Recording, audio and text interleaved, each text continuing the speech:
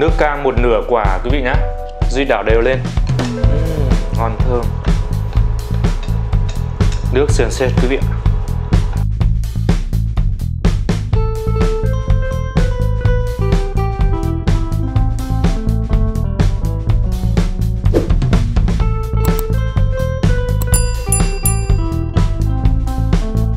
Mến chào quý vị và các bạn.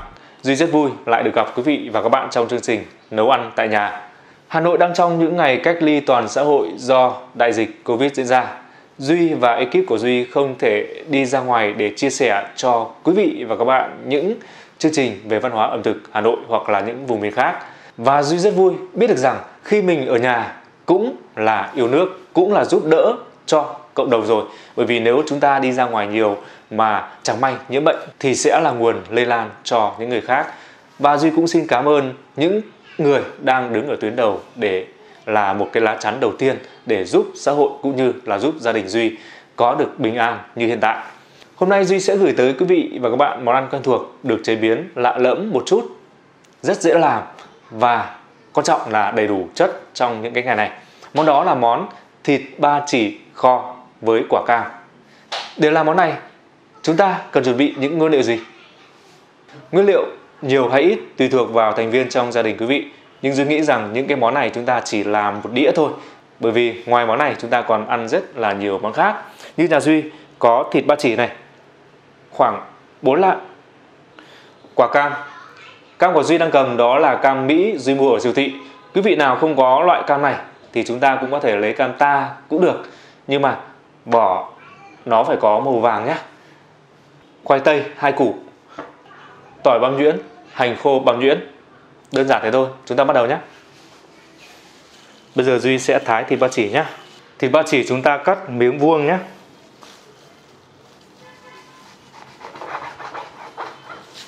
Đấy, miếng vuông quý vị này. Bây giờ Duy sẽ bào vỏ cam quý vị nhé. Phần quả cam này chúng ta vẫn giữ nguyên nhé. Chúng ta tí sẽ sử dụng đến nước của nó. Bây giờ Duy ướp thịt quý vị nhé. Đầu tiên Duy sẽ cho một thìa vơi hạt nêm. Duy cho nửa thìa muối. Duy cho một thìa đường. Duy cho tỏi băm, hành khô băm, 3 thìa nước xì dầu, hay còn gọi là nước tương đấy quý vị ạ. Vỏ cam vừa nãy chúng ta bào cũng cho vào đây, khoảng một muỗng thôi. Nước cam một nửa quả quý vị nhé. Duy đảo đều lên. Rất thơm quý vị. Rồi mình sẽ để đây khoảng tầm 10 đến 15 phút cho ngấm gia vị đều. Bây giờ Duy sẽ sơ chế sang khoai tây. Khoai tây chúng ta sẽ thái vuông như thế này.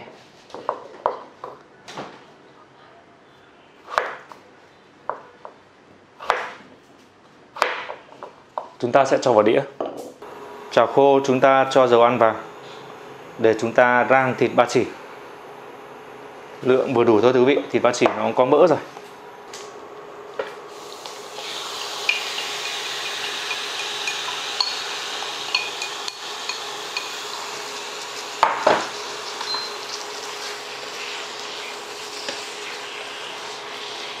Mùi cam bốc lên rất thơm quý vị ạ. Cái vỏ cam rất là nhiều tinh dầu luôn, rất thơm. Thưa quý vị, khi mà Duy đã rang nó khô nước rồi thì Duy sẽ đổ thêm nước sôi để nguội vào, hoặc là nước sôi cũng được. Đấy, cho sấp thịt thế này. Đấy quý vị. Bây giờ Duy sẽ đun sôi lên. Rồi chúng ta đậy vung kho thêm 10 phút. Sau 10 phút thì chúng ta mở vung ra, chúng ta cho khoai tây vào.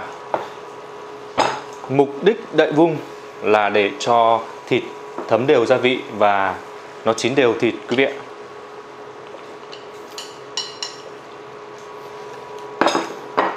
Và nửa nước cam còn lại quý vị nhé, chúng ta cũng đổ vào để chúng ta kho. Chúng ta sẽ đậy vung lại, kho tiếp thêm 15 phút nữa. Trong quá trình chúng ta kho, chúng ta chú ý là chúng ta để lửa nhỏ thôi. Đã hết 15 phút rồi. Wow, hấp dẫn chưa quý vị ơi. Bây giờ Duy tắt bếp nhá. Duy sẽ cho ít hành tươi vào. và cho ra đĩa thôi. Rất hấp dẫn. Ngon thơm. Nước sền sệt quý vị ạ. Rất vừa miệng, không mặn. Cái này ăn cơm trẻ con nhà Duy chắc là rất là thích quý vị ạ. Bây giờ Duy cho ra đĩa nhá. Thơm lừng cả nhà rồi quý vị ạ. Duy cho ra đĩa. Bây giờ Duy trang trí nhá. Đây là hành lá quý vị. Hành lá để trang trí. Quý vị muốn làm được như này, chúng ta chẻ 6 ra, chúng ta ngâm vào nước lạnh một tí là nó sẽ ra kiểu như thế. Rồi, cho ít ớt sừng trâu vào cho nó màu sắc, cho cam vào cho mỹ thuật. Đó, thế là chúng ta đã xong cái món này. Chuẩn bị ăn trưa thôi quý vị ơi.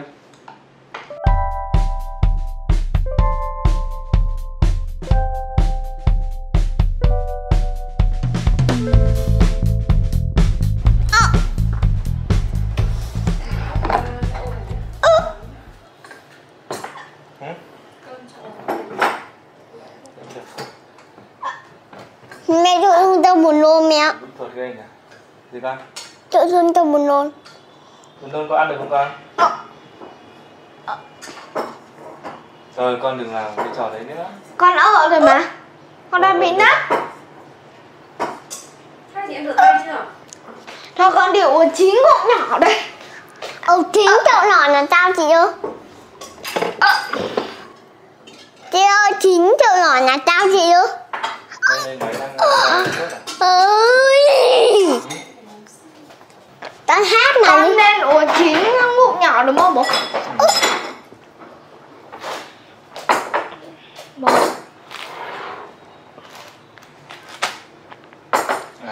2, 3, 4, 5, 6, 7, 8, 9. Hết chưa chị nữa? Xin chào quý vị và bạn, mời quý vị và bạn cùng nhà Duy ăn bữa cơm trưa nhé. Bố Bữa nay nhà Duy có, để bố giới thiệu đó nhé, thịt ba chỉ kho cam, trứng rán, rau muống luộc, nước rau muống thì cho sấu vào, món dưa chua, món ăn kèm dưa chua. Đây là món tráng miệng là món dứa. Hôm nay hoài chán quá. Rồi. Bố hôm đầu chia thế nào đi? Đây là vừng lạc rồi. Món này là món sinh tư. Bố, vừa nãy con bị nát, thế là con uống đúng 9 ngụm nhỏ lần trước bố bảo con, thế là hết nát luôn rồi. Rồi, ok con. Rồi, tập trung vào. Điều gì con cho vào đây nhá. Bố. Bố. Cái gì con cho nuôi vào đây nhá. Con chia bát đều ra, mỗi người một bát. Đấy. Ôi, đi luôn à? Thôi, con cho muôi vào đây nhá đi. Con cho muôi vào đây đi. Đấy, thế rồi con cho về phía cạnh bát này này, để nó không vướng ai khi ăn, khi lấy. Nhìn cái Nhi chưa nhìn thấy bởi vì cái bát này nó to quá. Nhi nhìn thấy bố trang trí cái món của bố hôm nay làm cái này ngon không? Nhi này, Nhi bắt cơm. Cái ánh này là gì vậy bố? Đây là ớt đấy con. Nhưng nó không cay đâu. Ớt sườn trâu. Ớt sườn trâu. Con thử nhá.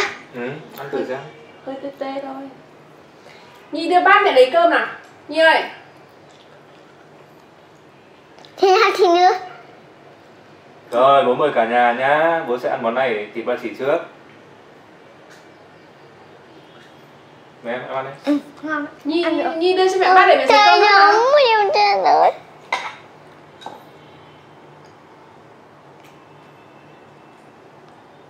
Hơi cay thôi. Đúng không? Thịt ăn vừa tới quý vị, rất là vừa miệng. Nó không mặn. Ngon đấy. Và có vị ngọt. Thịt chín vừa tới. Ớt ngon quá. Ớt gì mà thôi cay. Ớt phải cay chứ. Thấm ra vị ngoài rất là ngon.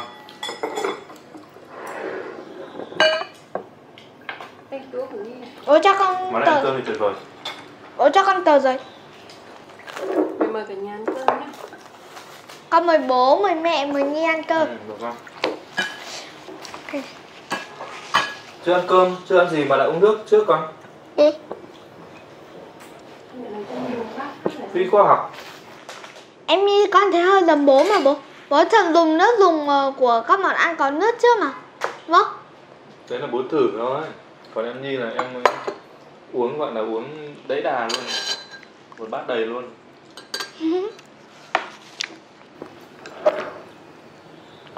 Hà là cho ăn nước ăn chua trong thể non tròn đấy.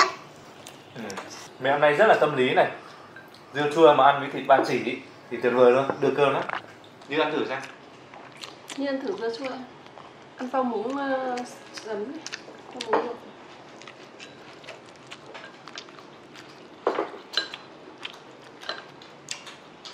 Như ăn thử rau muống đi, rau muống hay rau muống luộc sống ngon lắm. Thảo chỉ ba chỉ không mẹ? Đấy, thì bác chỉ đây. Mẹ lấy cơm con nhé, con uống nước canh không chưa? Rồi. Rồi mẹ lấy không? Rồi ạ. Rồi ạ. Con xin mẹ bắt cơm. Con xin mẹ bắt cơm. Lưu gì? Cho con người dưới con lau thế này á.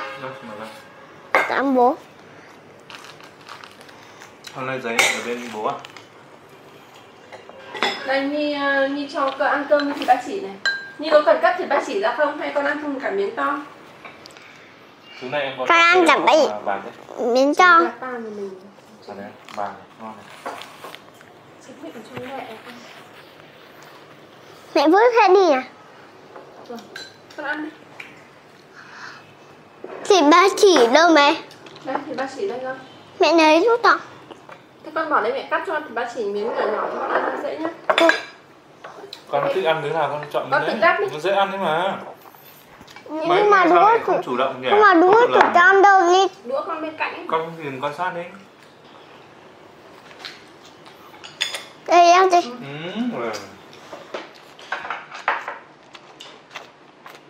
Con chơi ăn. Bố con thử. Con sẽ thử miếng này trước. Mắm với lại ớt với lại ngon. Mẹ ơi, mẹ cho con miếng bé bé. Chưa ăn đi. Không cần mẹ giúp. Vừa nãy Nhi cầm mẹ giúp mà bây giờ Nhi lại ra thế với chị. Con lấy cơm à? Cho con thêm tí cơm. Trứng nhiều con không thích ăn à? Ok mẹ.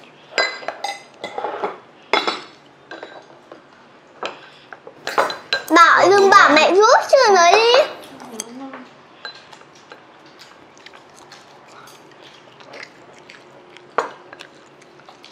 Hai chị em ăn nhiều rau à? Bọn con ăn mấy nhiêu thì bọn con ăn mẹ.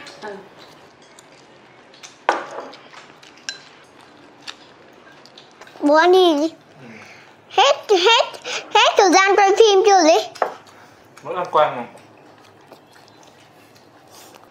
Dưới mình cứ ăn bình thường. Như có ngửi cái mùi cam không? Trong thịt không? Không, nhưng con cảm giác thấy vị ngon vị ngọt của cam. Lưu gì? Tao vừa đi lại cho cam vào đây gì? Đấy, với trang trí đấy, đẹp không? Và bố nấu cái món này cùng với cam đấy. Thế rồi. Bố thế 190 như thế cháu được ăn cam này không gì? Ăn được không? Con lấy đi. Mẹ nếu xuống đây con để răng chưa hấp. Con thử gắp á. Hãy ngốc miếng này cho con đi. Cho chị. Cho chị một miếng. Chưa ăn đã để phần thôi, mỗi người một góc. Tôi thấy Nhi là chuyên kiểu là lấy phần rồi đấy. Nhưng ăn cái món này của bố đi, mẹ thấy cũng ngon rồi. Con ăn rồi. Tặng một chai nước cho bố được, bố mẹ người cho nhá đi. Ok. Con chỉ để đây nhá. Gì đó? Mỹ bảo vệ ai được gì? Mỹ bảo vệ ai được á? Mỹ gì bảo vệ nước Mỹ thôi.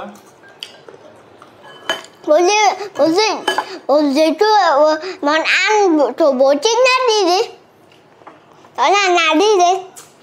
Thì món ăn thích nhất của bố trong bữa ngày hôm nay Như nào? món thịt Vừng nạc. Món này vừng nạc á, vừng nạc thì nó là number one rồi. không phải nói đến. Mình ăn gì là tao đi. Trên cốc tuyệt vời rồi. Tức là yêu thích nhất này. Bố ơi, có xem một phim là nhiều sức mạnh ấy bố. Thì có những người ta sức mạnh quá sức bị đuổi ra khỏi top 10 những người mạnh nhất trong phim đấy luôn bố ạ. Vì sao con? Tại vì mạnh quá không dám nói đến đấy. Vâng thưa quý vị, đúng là thuận vợ thuận chồng thì tát biển Đông cũng cạn.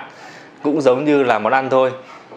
Dưa muối mà kết hợp với lại thịt ba chỉ, kho, cam thì ăn thôi rồi, đi cơm lắm. Nhưng mà mọi thứ nó cũng ăn đến chừng mực thôi.